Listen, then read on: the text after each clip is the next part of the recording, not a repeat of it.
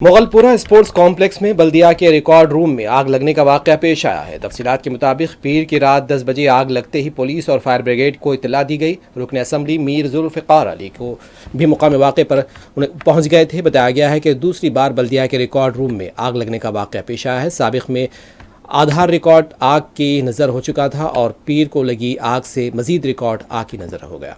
आग लगने की वजह का पता नहीं चल पाया। समझा जा रहा है कि शरारतन भी आग लगाई जा सकती है। स्पोर्ट्स कॉम्प्लेक्स में स्पोर्ट्स से ज़्यादा दूसरी सरगर्मियाँ जारी हैं। पुलिस इस सिलसिले में तहक़ीक़ात कर रही है।